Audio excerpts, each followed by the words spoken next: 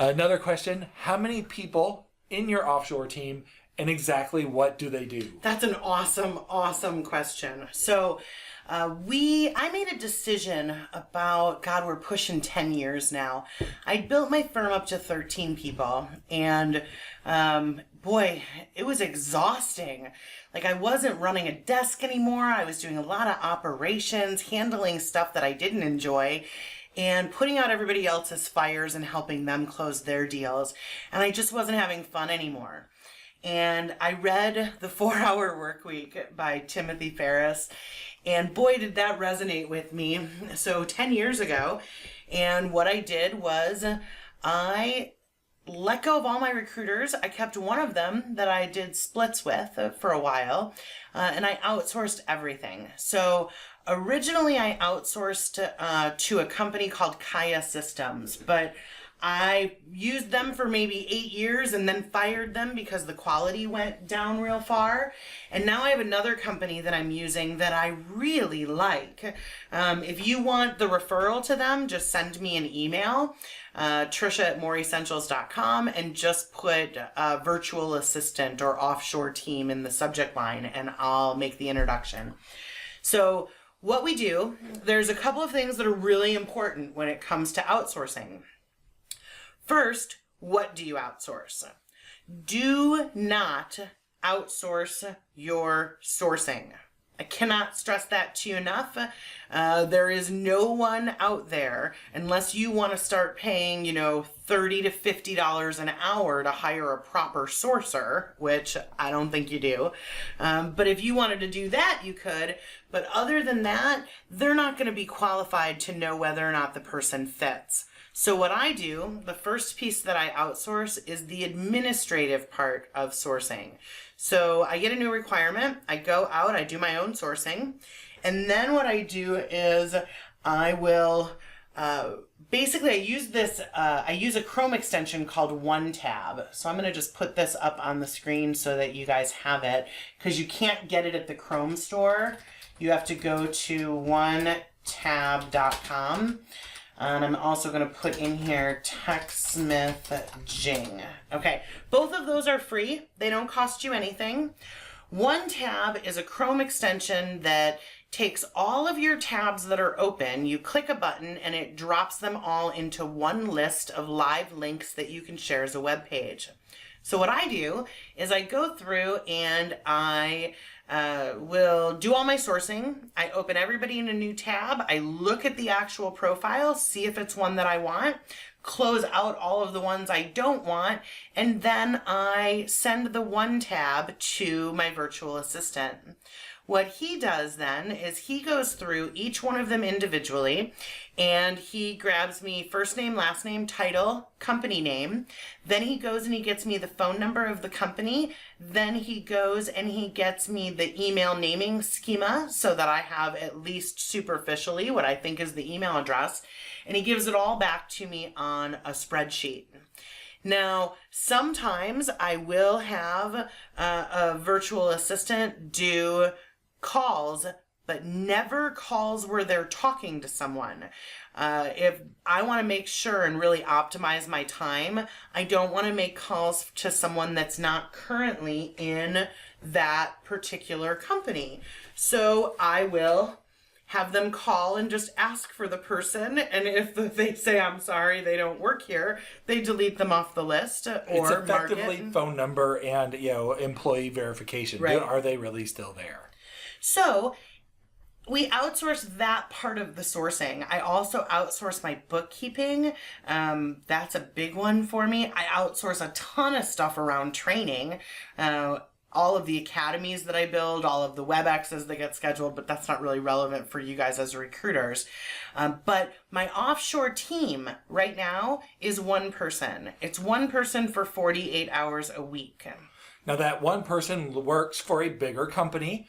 That person has a manager that does quality checks with them, right? It's not like a random virtual assistant that we found online. We've tried that and had some difficulty in the past. So it is, do we want to tell them the name of the company? Like, I don't, this isn't meant to be an advertisement for our, for our virtual assistant firm. They do a great job. The name of the company is Noon Dalton, okay? So Noon Dalton, but if you want to work with them, you're way better off to let me introduce you, only because we give them so many people that they really take care of our students, which is great because they want us to keep sending students to them. But typically they'll give you a 3-day trial when you go directly to them. If you go through us, they give you a half-month trial. So Noon Dalton is the name of the company, and I'm happy to make the introduction to any of you that want it. They've been doing a really good job for us, and I would say half of my coaching students use them, and probably another 30 of our regular students in public programs. So they get a lot of business from us, and because of that, they take really good care of our people. So when you're picking a provider, there's a couple of things you can do. You can absolutely use a company like Noon Dalton. You can go to Upwork and hire someone there. I'll tell you, one of the better hires that we did for a virtual assistant was to go to a mom group, a local mom group on Facebook, and basically post an ad. We wanted somebody that was here that we could actually meet with and talk to, but we didn't want them to work here. We want them to work at their own home, and that was wonderful. She did a great job, and so I would encourage you to also look at possibly Facebook and go with a local mom that has kids at school and wants to get back into the workforce. Again, don't outsource your sourcing, okay? So if you're finding that, like, here's what happened to me.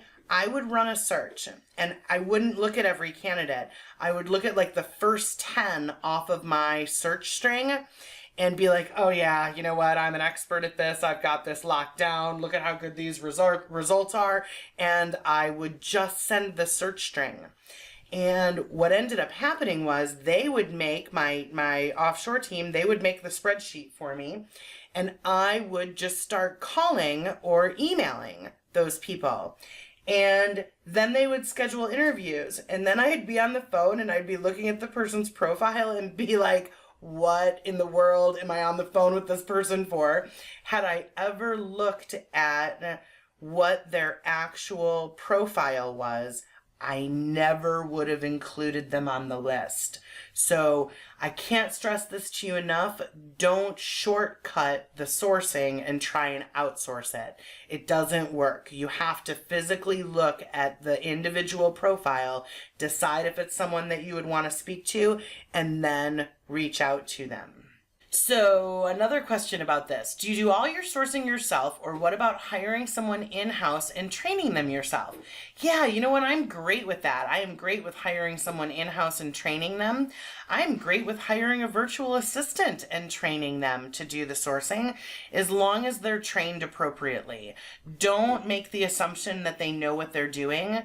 They don't. The number of people that are clueless when it comes to sourcing is shocking to me in this industry.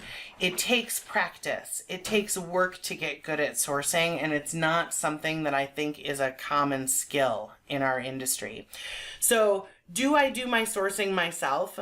I do. I do it all myself, but it's so unfair because I teach it, which means I know it inside and out. I mean, I can source any position in 15 minutes and have enough candidates. So when we teach you guys how to source, we're not trying to teach you to be the absolute expert at internet research. We're trying to decrease the amount of time that you spend sourcing by 80%. That's the goal. Get you to as many candidates as we possibly can, as quickly as we possibly can. Okay?